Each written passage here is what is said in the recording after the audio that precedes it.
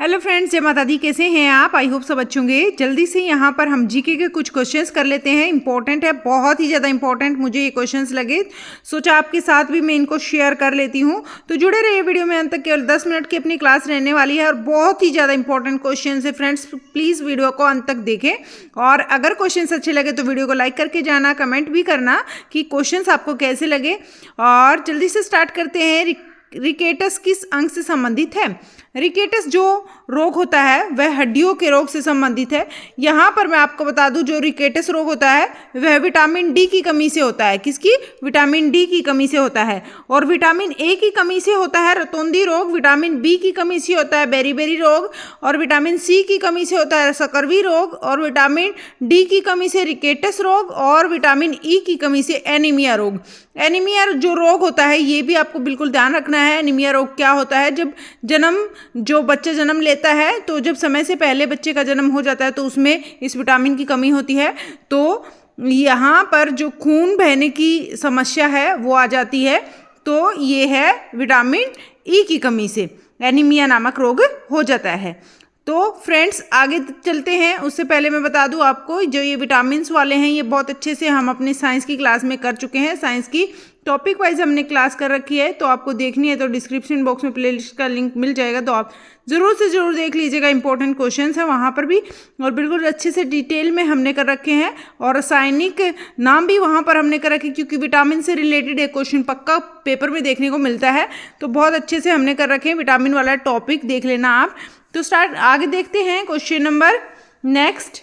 समस्त तीनों भारतीय महिला एथलीट पीटी उषा और सिनी अब्राहिम तथा एमडी बानसम्मा किस राज्य से संबंधित है? तो ये जो तीनों हैं, सन्नी अब्राहिम और पीटी उषा का तो आपको पता ही है, एमडी बानसम्मा, ये याद रखने हैं आपको तीनों नाम। ये सारे के सारे केरल से संबंधित हैं।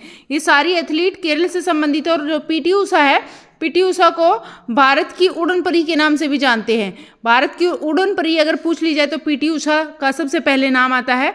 और पीटी उषा का जो जन्म हुआ था वो हुआ था 27 जून 1964। कब हुआ था? 27 जून 1964 को इनका जन्म हुआ था, ये भी पूछ लिया जाता है। और जो पीटी उषा है, इनका जो फुल फॉर्म होता है, पीटी का मतलब पिलावुलकंडी। पिलावुलकंडी, मैं ये लिख देती हूँ ताकि आपको अच्छे से समझ में आ जाए। पिलावुलकंडी, पिलावुलकंडी, ये पी से हो गया। और तेके पारम्बिल, ये इसकी फुल फॉर्म होती है इनके नाम की, पिलावुलकंडी थेके पारम्बिल। उषा जी का ये पूरा नाम है। और पीटी उषा को queen of track and field, queen of track and field और पयोली एक्सप्रेस के नाम से भी इनको जानते हैं। Queen of track and field और पयोली एक्सप्रेस के नाम से भी इनको जानते हैं। ये भी आपको इनके बारे में पता होना चाहिए। आगे क्वेश्चन देखते हैं। जाम साहब रंजीत सिंह ने किस क्षेत्र में ख्याति प्राप्त की थी? तो इन्होंने, रंजीत सिंह ने क्रिकेट में ख्याति प्राप्त की थी। जाम साहब रंजीत सिंह ने क्रिकेट क्षेत्र में ख्याति प्राप्त की थी। और ओणम जो त्यौहार होता है वह केरल में मनाया जाता है। और जो ओणम त्यौहार केरल में मनाया जाता है, इसमें क्या होता है? इसमें नौकाओं की दौड़ यानी नाव की दौड़ होती है। और यहाँ पर जो बैल होते हैं उनकी दौड़ भी होती है और नौकाओं की दौड़ भी होती है।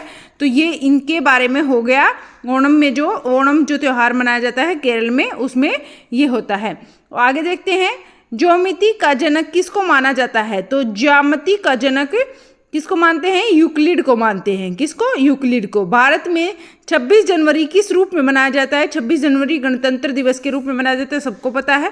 देश की प्रथम ओपन यूनिवर्सिटी कहाँ पर स्थापित की गई? जो भारत की देश की प्रथम ओपन यूनिवर्सिटी है वो हैदराबाद में स्थापित की गई। Open university Hyderabad. श्वेतांबर दिगंबर, ये इंपॉर्टेंट है। श्वेतांबर दिगंबर संप्रदाय किससे संबंधित है? जैन धर्म से संबंधित है। किससे? श्वेतांबर दिगंबर, ये दोनों के दोनों संप्रदाय हैं, जैन धर्म से संबंधित है। तो किसकी ऊर्जा का कैलोरी मान साधारण होता है?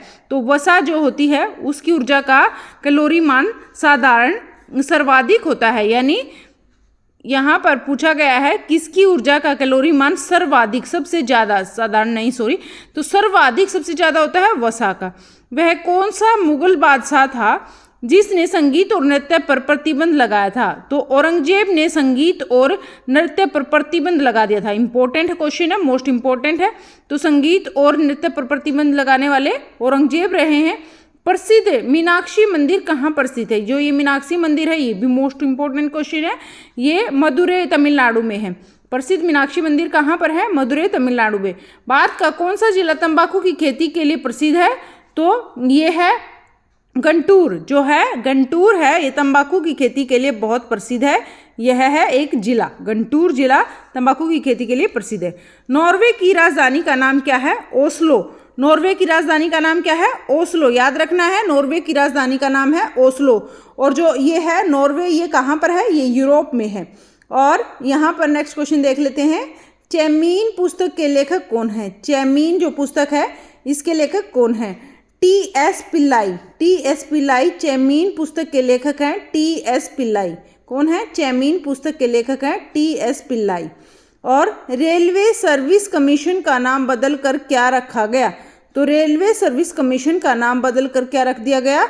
Railway recruitment board. क्या? Railway recruitment board. Railway service commission का नाम बदलकर रेलवे रिक्रूटमेंट बोर्ड रख दिया गया। बीसीजी का टीका किस रोग में दिया जाता है? तो बीसीजी का जो टीका है वह दिया जाता है क्षय रोग में। कौन से में?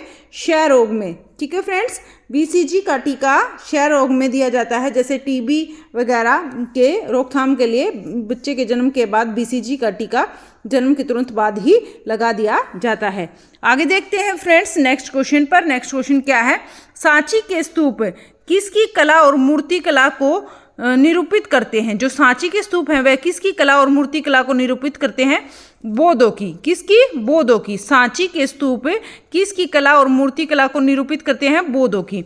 नेक्स्ट देखते हैं, लॉन टेनिस में ग्रांड स्लैम का क्या अर्थ है? लॉन टेनिस में ग्रांड स्लैम का क्या अर्थ है? इसका आंसर रहेगा Wimbledon, America, Australia, French championship लगातार जीतना, ये इसका अर्थ है। और आगे देखते हैं, पुरस्कृत फिल्म आदि शंकराचार्य किस भाषा में बनाई गई थी? जो पुरस्कृत फिल्म है आदि शंकराचार्य कौन सी भाषा में बनाई गई थी? संस्कृत भाषा में। आदि शंकराचार्य संस्कृत भाषा में यह फिल्म बनाई गई थी। आगे देखते हैं, नरगिस दत्त पुरस्कार किस क्षेत्र में दिया जाता है? फिल्मों के क्षेत्र में। नरगिस दत्त पुरस्कार है किस क्षेत्र में दिया जाता है? नरगिस दत्त पुरस्कार फिल्मों के क्षेत्र में दिया जाता है। भारत का राष्ट्रीय आदर्श वाक्य सत्यमेव जयते किस ग्रंथ से उद्धृत है? यह मुंडकोपनिषद से उद्धृत है। क्रांतिकारी संगठन अभिनव भारत किसके द्वारा गठित किया गया था? तो क्रांतिकारी जो संगठन है अभिनव भारत किसके द्वारा गठित किया गया था? विनायक दामोदर सावरकर द्वारा। विनायक दामोदर सावरकर के द्वारा। आगे देखते हैं, रोहिंटन ट्रॉफी किस खेल से संबंधित है? रोहिंटन ट्रॉफी क्रिकेट से संबंधित है। रोहिंटन ट्रॉफी क्रिकेट से संबंधित है। हांगकांग चीन को कब सौंपा गया? हांगकांग जो है वह चीन को कब सौंपा गया? 1997 में। 1997 में हांगकांग को चीन को सौंप दिया गया। भारत छोड़ो आंदोलन के दौरान गांधी जी को कहाँ नज़रबंद किया गया था? तो भारत छोड़ो आंदोलन के दौरान गांधी जी को कहाँ नज़रबंद किया गया था? आगा खां पैलेस पूना। आगा खां पैलेस पूना में भारत छोड़ो आंदोलन के दौरान गांधी जी को नज़रबंद किया गया था, आगा खां पैलेस पुणे में। आगे देखते हैं, गुप्त काल के साहित्यकारों में से किसकी तुलना शेक्सपियर से की गई है? गुप्त काल के साहित्यकारों में से किसकी तुलना शेक्सपियर से की गई है? कालिदास की तुलना शेक्सपियर से की गई है। आगे देखते हैं, हम सिंधु घाटी सभ्यता की विस्तृत जानकारी मुख्यतः किस कारण से प्राप्त नहीं कर सकते हैं?